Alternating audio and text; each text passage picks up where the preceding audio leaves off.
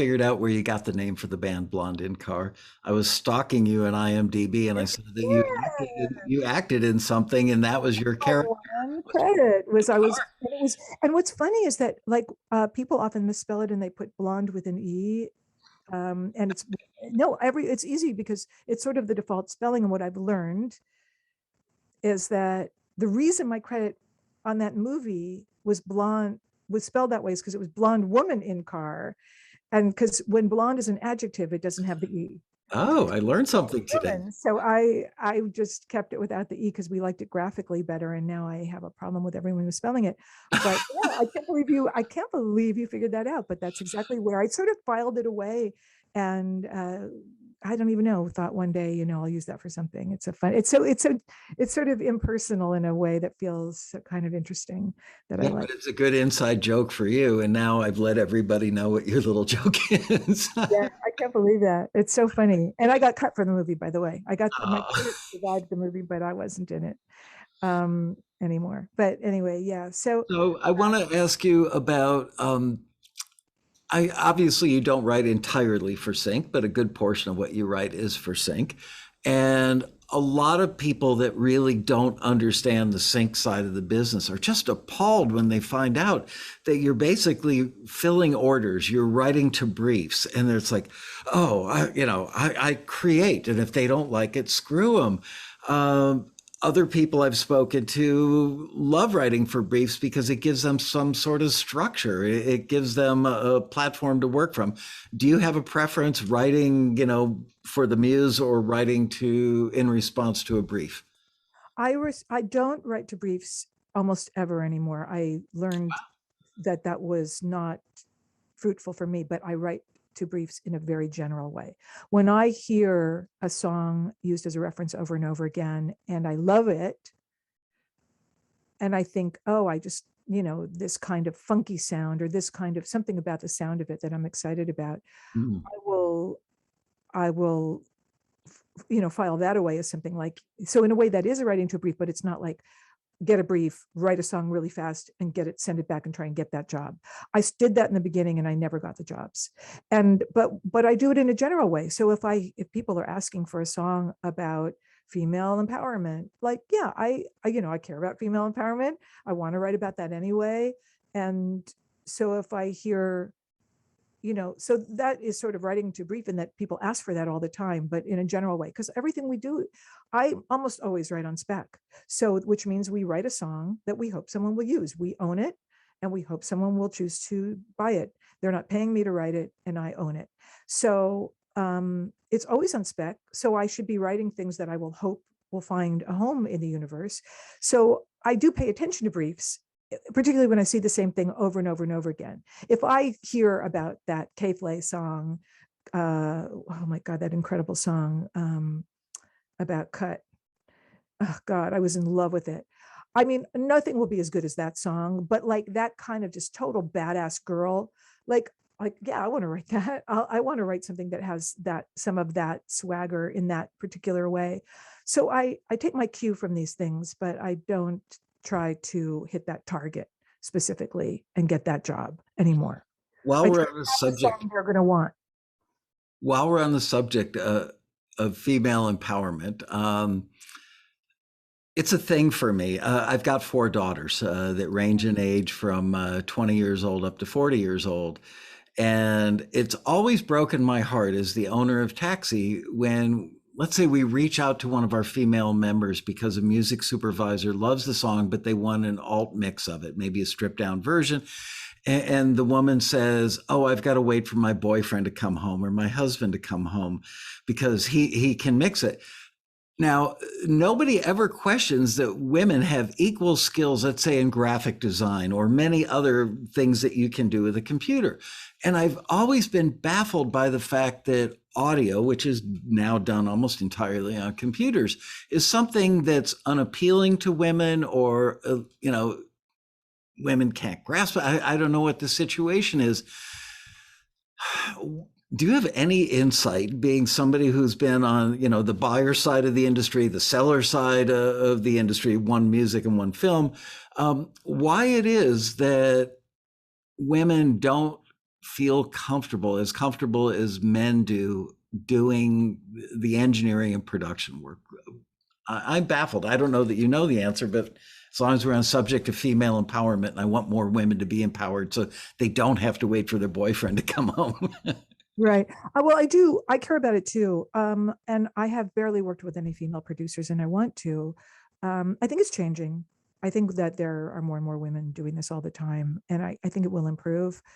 I don't. I don't know why they haven't, but it's also new. Like all of everyone being able to do this in their bedroom is pretty recent, and I think it will change. I really hope it will change. I think that there's so many women coming up now, and I think in all these schools where like people that are aspiring to be producers sometimes go, I think there are more and more of them. I don't know why women haven't done it.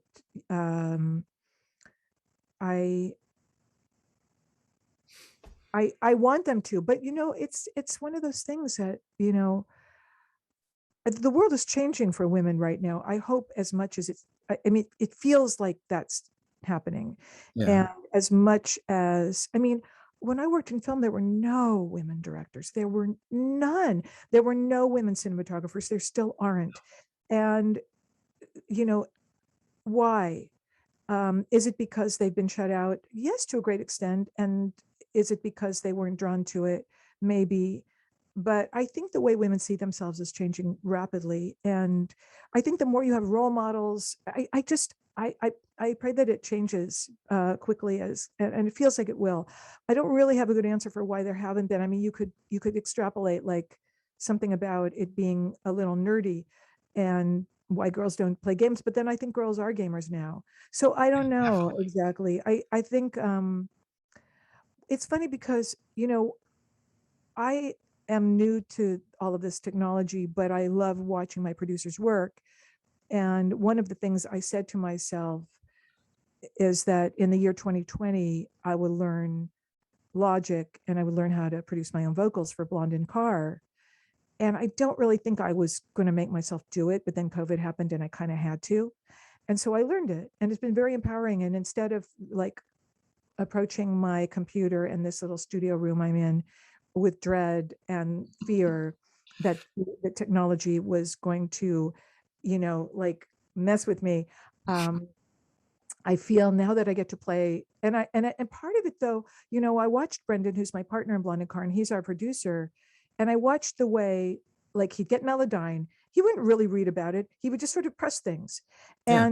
and just sort of try stuff. And it was watching him sort of do that, or when we were hunting for an instrument, in you know in a library, just that sort of like, let's just try it mentality. I don't know. I'm hoping women are going to do it more and more. I feel like they have to.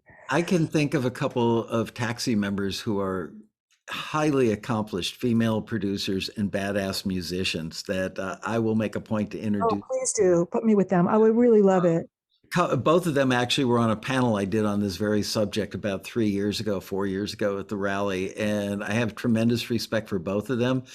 And yeah, so if you're looking for female producers, I'm going I'm to hook you up. for female producers. Thank you. I would love that. Let's talk more about your band, Blonde in Car. Why did you form a band? Well, it's just like this whole way music has had this evolution for me. So I was doing writing every day with artists and producers and doing my sync thing very happily. And then I started having weirder ideas and weirder lyrics and weirder melodies. And they just like, I would sing them into my phone voice memos. And then, and things sort of like, what if one day maybe I just like record some of this? And I didn't really, I thought maybe, would never really happen, but maybe it would happen. And then, what's funny, I really feel like in the path of all of this, sometimes even the things that seem like they're bad, like the not useful experience, end up being some of the useful experiences. Because I went into a session one day with a producer that I worked with a lot, but he brought an artist into that session that I'd never met before.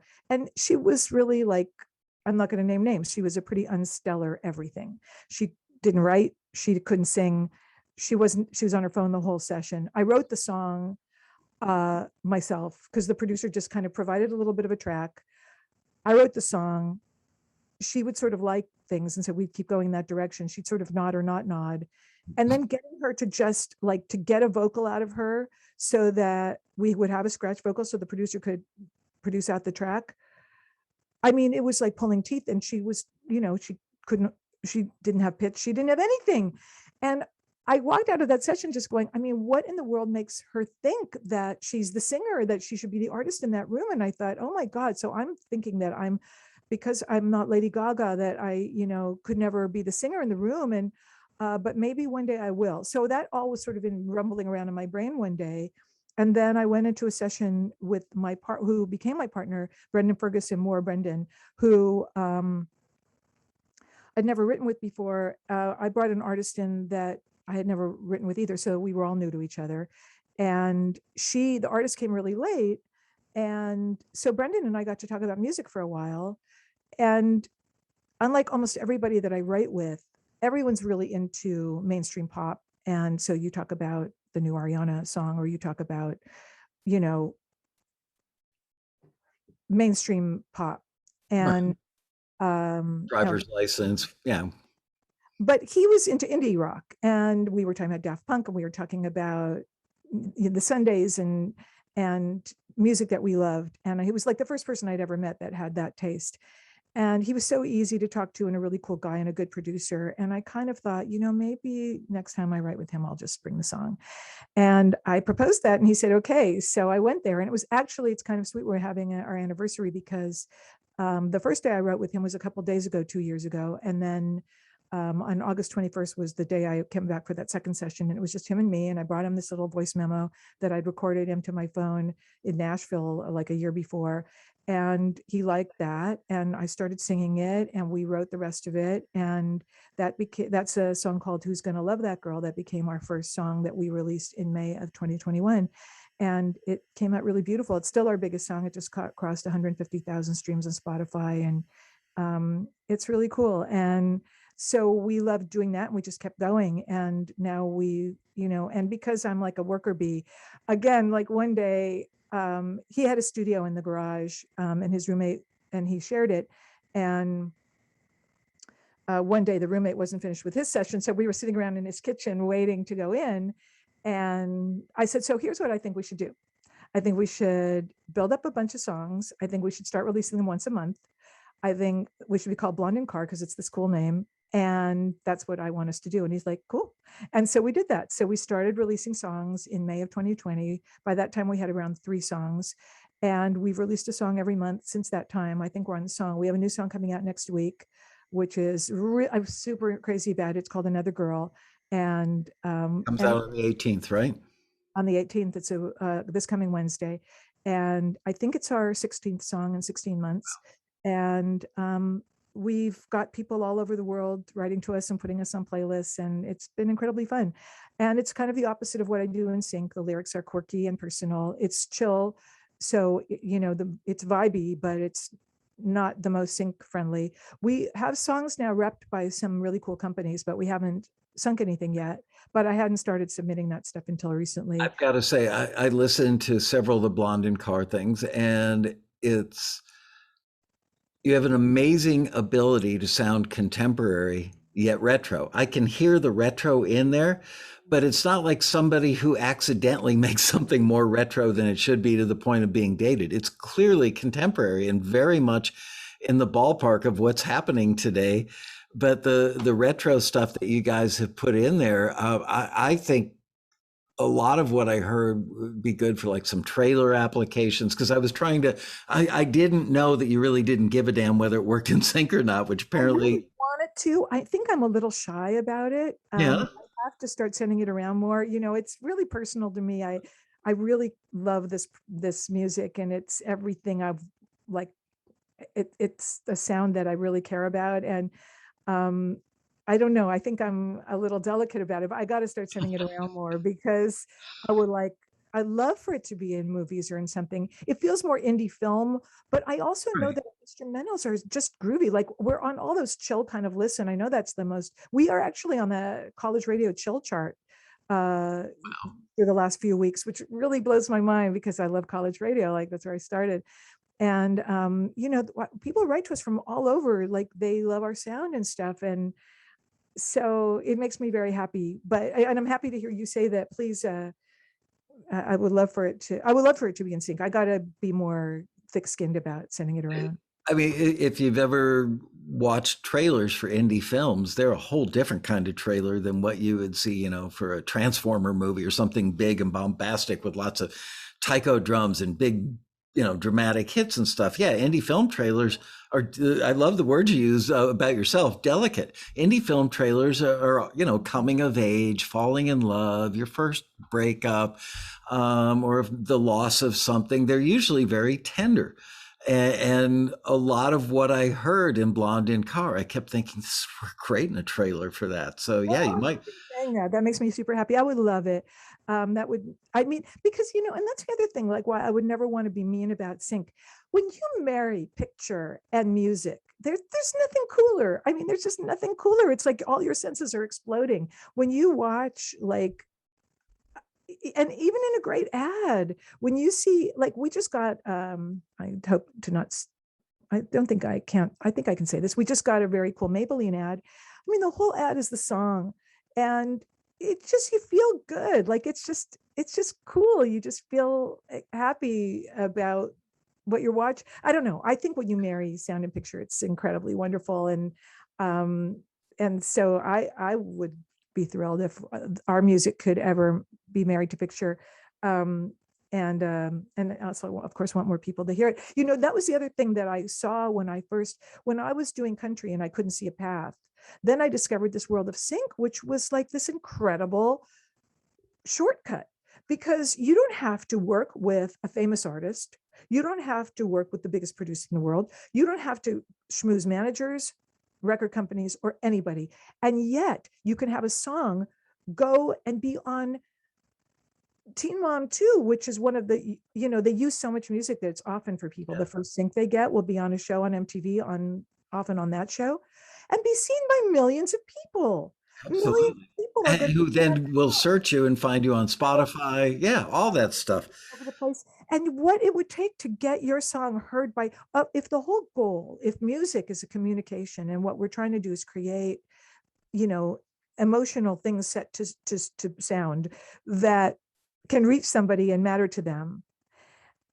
Find me a faster way to do that than to get it on a TV show Yeah. like that plays in a million countries. It's so funny that you're saying all this because I've moderated hundreds of panels, many with major label A&R people, like 5 of them up on the dais at the same time.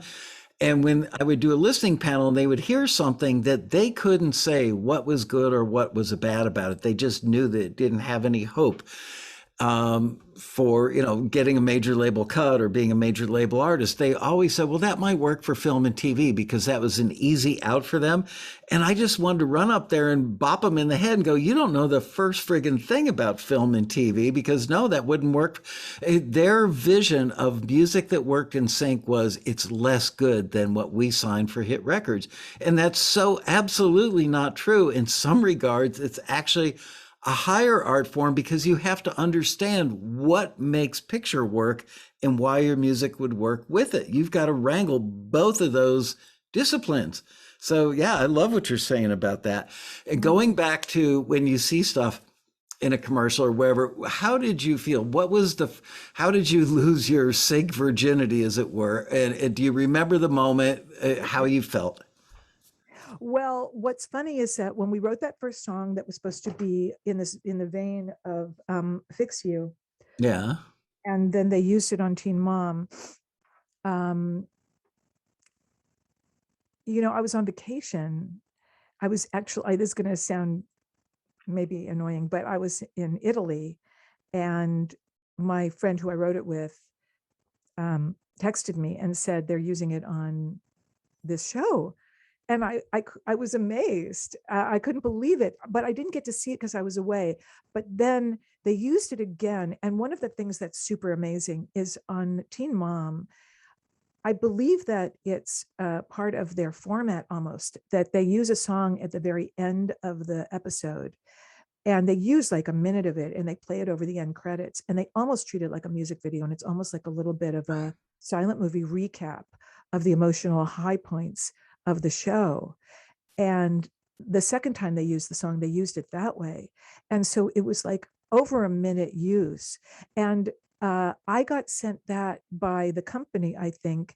And I was actually in my car waiting to go to the dentist to have a thing removed. I had a temporary crown something. Right. And I couldn't wait. So I sat there in the car and watched it on my phone, and I started sobbing because I couldn't believe how beautiful it was and how emotional it was. You know, there the people are, you know, hugging and the camera's around in a circle. And I mean, and they used this long piece of the song. So it's not like everyone, you know, sometimes you get that sync where, you know, you can barely tell the song's playing, or it's 20 seconds in some room and it's deep back in the on the radio somewhere. But this was front and center and so emotional. I mean, everything that we could have wanted that song to communicate. And I was thrilled. I mean, it's thrilling. We have, oh my God, a song that I wrote with Rachel. This isn't one of the first ones, but it's one that's meant so much to me. You know, everyone loves that Andra Day song. What's her big huge song, Rise Up? Oh my God, such an incredible song. I've studied it. Amazing. Well, who can sing that? I mean, that requires, you know, a tremendous vocalist, and Rachel West is a tremendous vocalist. And so one of the first times I wrote with her, I'm like, you know, everyone always wants this song for everything because it's so uplifting. I mean, Rise Up, it's you know, it's everything. It's small and big and it's everything. And I said, I really finally feel like in you I have found a person that is at that level. You can sing that. And so we wrote a song called Reach that's really beautiful, that's been placed nicely. And we got a placement for that song on the show Good Trouble, where again they used a really big chunk of it in a really emotional scene. And the character is swimming underground under the water. It's an underwater scene. And I mean, I'm telling you, like, even to remember it makes me want to cry. It's so beautiful. And I don't even know why I'm telling that story, except for it made me feel the same way. Like I couldn't imagine any better way to hear that song, not on the radio, not even on the Grammys. Like it was as beautiful a use of that song as I could ever dream of. And it's been Shazammed like crazy. Everyone seeks it out because they saw it on that TV show. It's funny. A lot of people think music supervisors are like A&R people, and they're looking for hits. Um, when the light really went on for me was watching, I think, the second to the last episode of the TV show Newsroom, which I really enjoyed. And the music supervisor was Frankie Pine, somebody I met years ago. And I can't remember the song now, but it cut across three storylines, probably a dozen edits, five locations, multiple characters, and everything about that song worked with every one of those cuts. And I called her up and left a voicemail saying that was the single best example of music supervision. Probably I should have given some credit to the music editor as well, but it was the best example of the craft of music supervision I'd ever seen. That's when the light really went on for me. They're not looking for the best song. They're looking for the song that absolutely elevates what's going on in the picture. Michael, seriously, on Good Trouble, I used to get a lot of songs on Good Trouble. I haven't lately, which makes me very sad because I loved it and it's a very good show. But I had another song called Walk Away with another killer singer. Her name is Corey as an artist, Corii. And she sings the heck out of this song. And it's kind of it's Walk Away, like I'm out of here kind of song. And that song has a lot of parts. And it's one of the things I love to do in our songs is try and have there be many things at once. So if they can have a smaller part, a part that's very rhythmic, a part that's more chanty, a part that's so that there's like lots of range to it. And I I couldn't, again, they used it for the end of an episode. It was a very long use, over a minute. And I could not believe the sound, either the music editor or the music supervisor or both of them, and how they took everything that was good about this song and exploited it. And by exploiting, I mean in the best way, made great emotional use of it. And I mean, it was stunning to me. To your exact point, I was like, these people are talented. I know this song backwards and forwards. They found this song and they found every little piece of it that could be a storytelling soundtrack to this emotional moment in this show. Yep. And the defiance, the vulnerability, the I've made my mind up, all the little, narrative aspects to what we had created. Imagine how the music supervisor heard when she or he heard it and That went, song and said, I've "Oh my got it. God!" I mean, that must be such a moment for them at 2 o'clock in the morning when they're freaking out that they've got to hit a deadline tomorrow afternoon at 4 o'clock, and they just don't have it. And then boom, they hit the play button and fireworks go off. It's like a musical orgasm for I them. love thinking about it because I know how hard their jobs are, and I know how it's so needle in a haystack, and they're always, and they know so much music, and they're hunting, hunting, hunting, hunting, and there are always so much deadlines. um, I love thinking about that, and I'm always so proud when it's us, particularly for ads because it's so competitive, Yeah. and it's always thrilling um, when it's such a match. I mean, like when this Maybelline ad we just got, I kept hearing that like they were still looking and looking and looking and looking, and I had seen, we had cut it.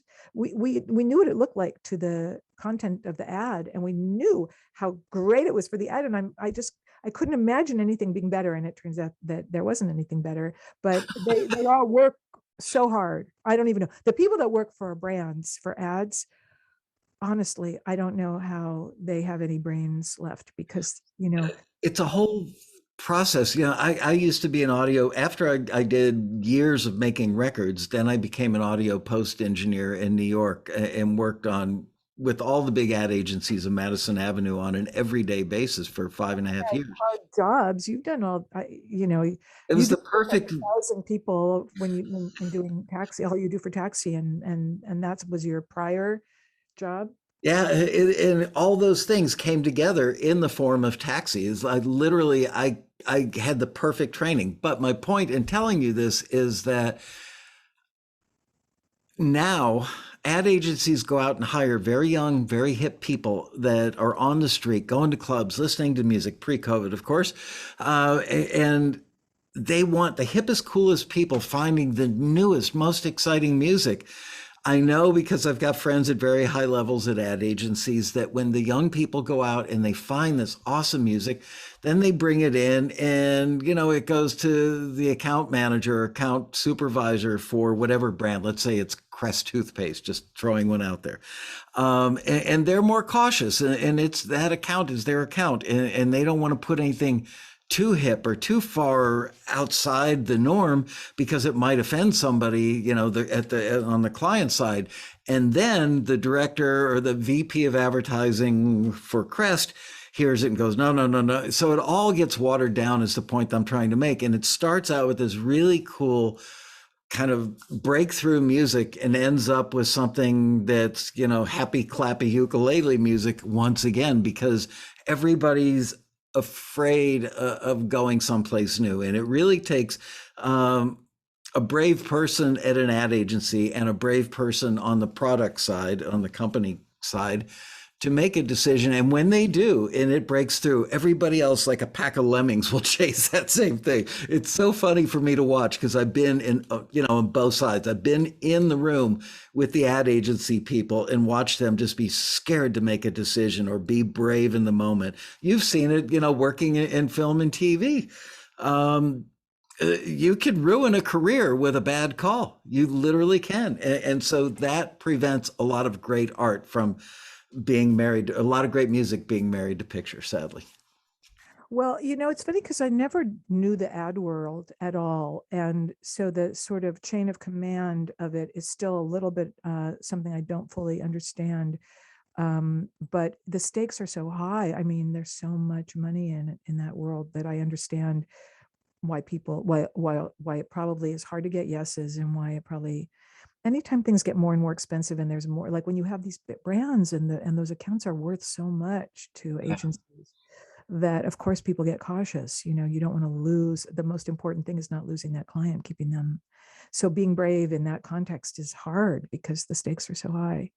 It's one of the things I really love also about writing songs is that there are these 3-minute things, or 2 minutes now, 2.5, whatever. And you get so many at bats. I feel like that's the other reason why I like to write voraciously, is that the more you get to create, the more chances you have for you to create something that will be unbelievable and get that, go as far as a song could go. And I it's so fun because in film it's such a much more expensive and difficult medium, and that's what I'd spend so much time in, that even to read a script is at least an hour, more like an hour and a half. But to listen to music, to kind of get to know music, it's easier, and and you can do it, like you can make amazing music in your room. So yeah, it's an incredible moment in music. I'm super grateful. I'm not grateful so much for the fact that streaming makes it really difficult for anyone to hear things, but film, TV, commercials is the way people can hear things in the modern world. absolutely. No one's paying attention to terrestrial radio that much anymore, as much as I love it. And I think college kids do, maybe. Um, and I love Sirius radio, and it's my dream to be on there, on those streaming channels. But I mean, sync is such a smart path. There's so much opportunity in that world, and it's one of the only ways you can make a living. So I'm super grateful that, it's one of those funny things about life and timing. And it's an interesting moment right now, because right now is when all of these streamers are trying to brand themselves by their original series. And those original series are branded by their music, by their vibe, their aesthetic, but the music is a very big part. Think about Euphoria. Think Yeah, about Labyrinth in that show. I mean, yeah, the eye makeup was unbelievable. Everything about that show is amazing. I love it. It would be my dream to be on there. But the music was essential. And for any of these, all the shows for young people, the music is a huge part of the brand of those shows, and that's everything. So, like, when has that ever been available to all of us, that we could make music in our bedrooms that could be that great that it could be on world-class television shows that are seen all over the world? that was a lot of my impetus for starting Taxi. I used to work in studios that had consoles like the one sitting behind me here. And when I saw the Alesis ADAT, which was 8 tracks of digital on a VHS tape and a Mackie console that was the size of a suitcase, I literally said in the kitchen of our 1 bedroom apartment in Woodland Hills to my wife, this changes everything, because What year was now this? anybody can make a record. I can't believe you had that much foresight, because you were right. And when was that? 19 late November of 1991. Oh, wow. Yep. And I literally sat down, wrote the business plan to Taxi in 48 hours. It was 56 pages long, and got funded within 3 days for the startup of the company by my oldest, dearest friend in the world, that said, "You've had a lot of ideas, but this is the one that's going to fly." And he handed me the startup funds in cash. And I flew back from Dallas to LA, put the money in the bank, and my wife and I starved and lived on beans and rice for the next couple of years. It's a classic story.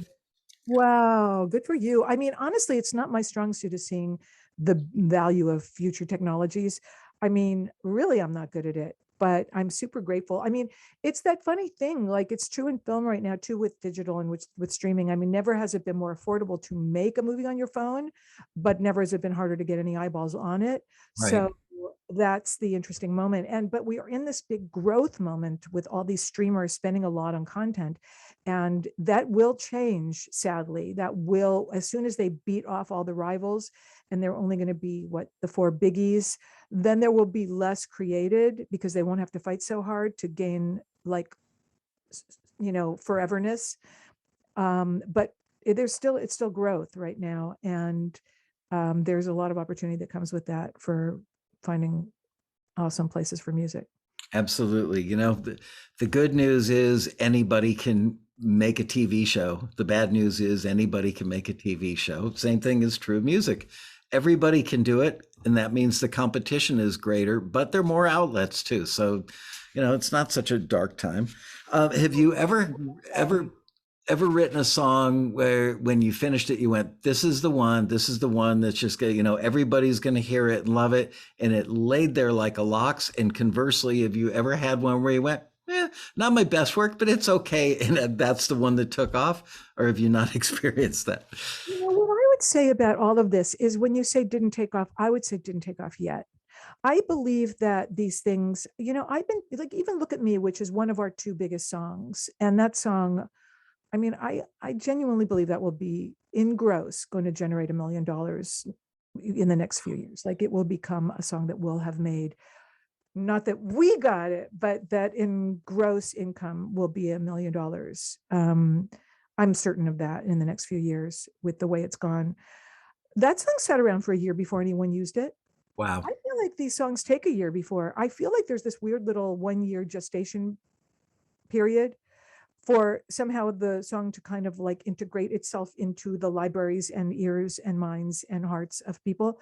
So I do feel like I have some wonderfully amazing songs that have never gotten any sings yet, but they will. Have you I want them found to. that simpler gets used more quickly than a little brainier, more complex stuff might? Um, Upbeat is more in demand. So anything that's upbeat is going to have an easier path. It is used for more things, but not every song should be upbeat. Are you talking upbeat tempo wise or upbeat emotionally? I would say probably both, but definitely tempo wise. And probably, yes, a positive song has more opportunities than a moody song or a sad song. And, but what's funny? One of the things I would want to say to people who might watch this is that there's so many resources out there, taxi being a huge one, with a not very expensive cost of entry. And one thing that I would also do every Sunday was look at TuneFind, which I think just got bought. But that's an incredible website, if you guys are not familiar with it, that you can use to find out the music that's on any show. And a lot of I mean, it's incredible database and it's free to use. And they have their top 10 songs of the week every week. And I would every Sunday make sure to listen to those and kind of look further into some of those artists. And they also profile an artist every week. And at first I was amazed, and then I got just used to the fact that they would profile some artist that had a song that was on Grey's Anatomy and two other things that week, and they were profiling them because they were so widely used in sync that week.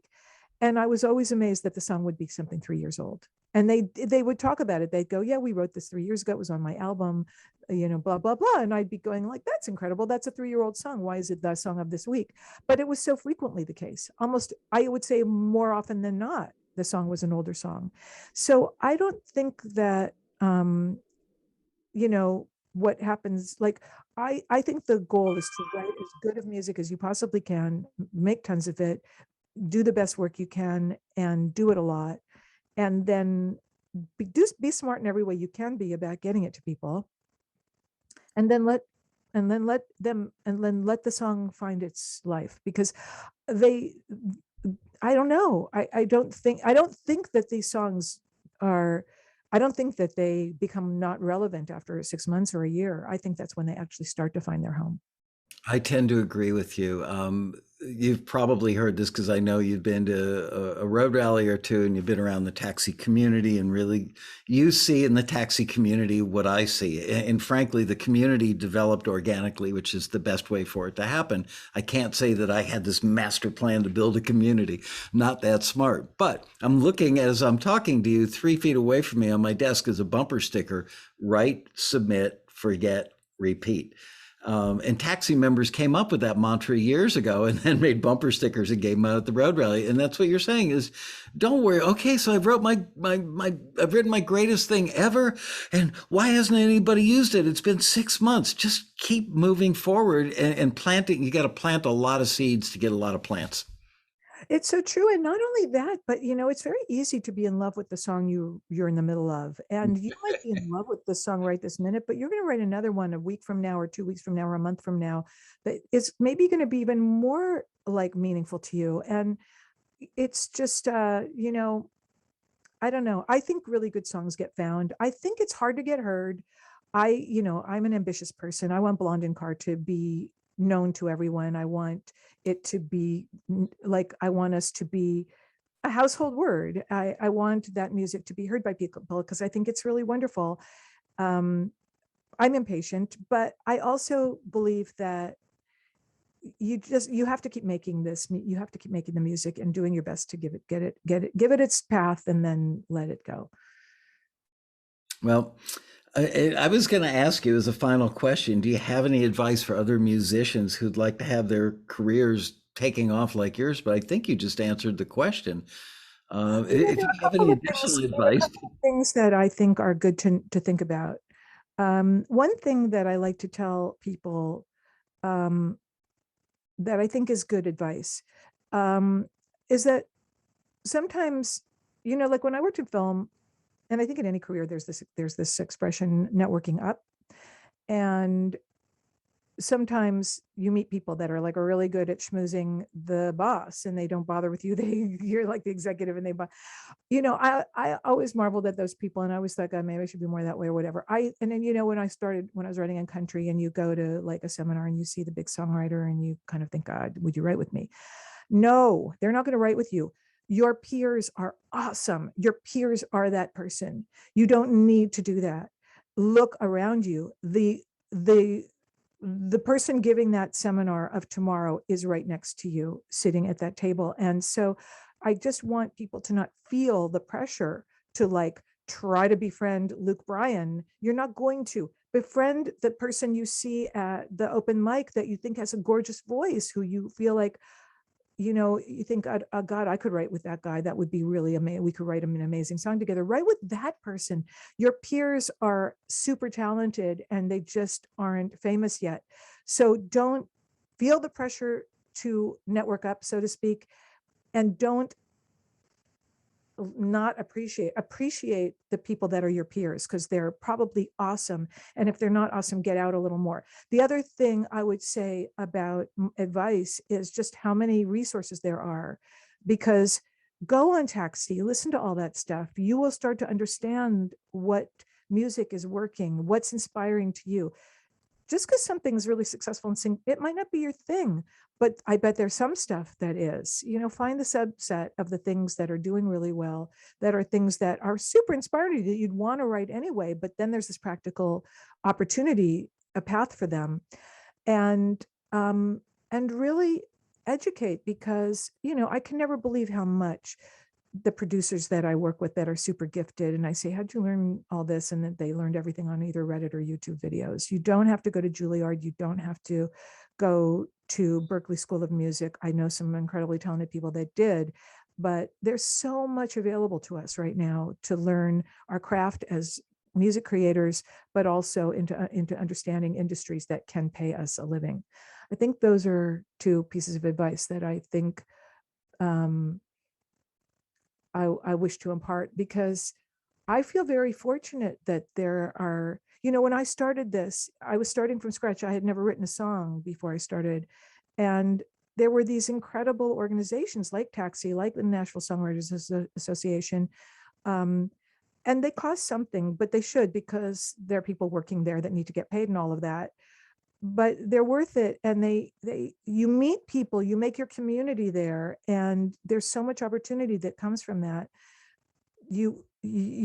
Those things are available. And Taxi, I can't believe the treasure trove of videos and networking that this one organization makes available to all of us.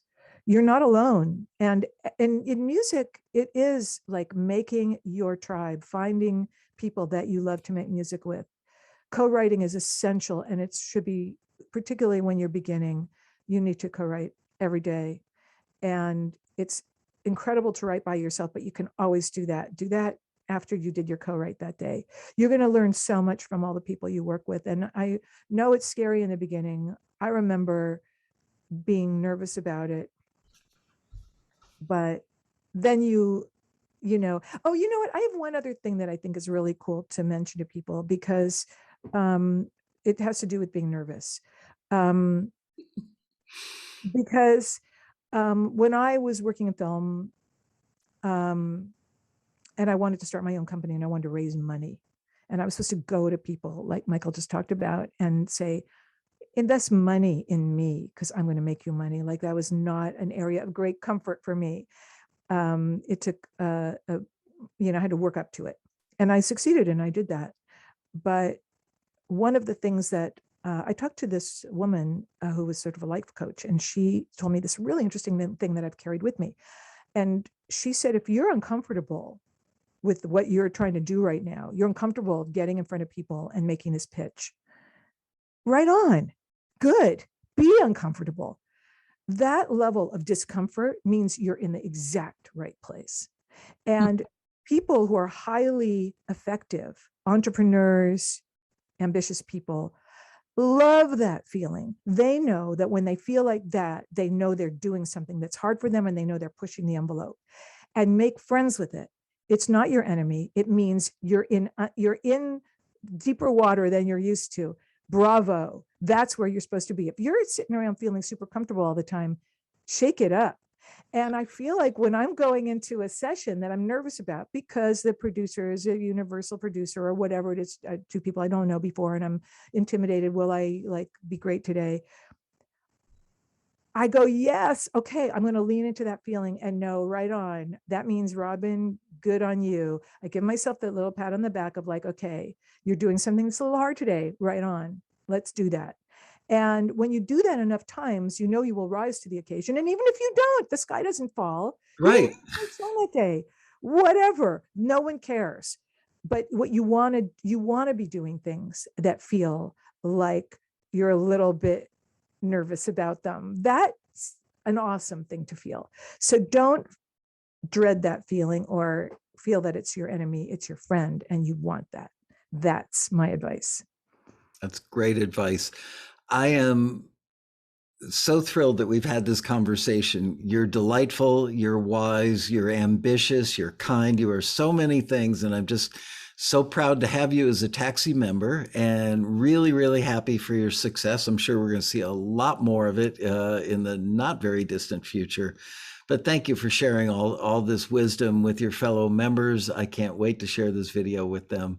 Thank you very much. Thank you. And I thank you for everything you do. I think what you do is amazing and incredibly generous. And I'm super flattered to be asked. Thank you. I'm a proud Taxi girl, and I always will be. Thanks, Robin.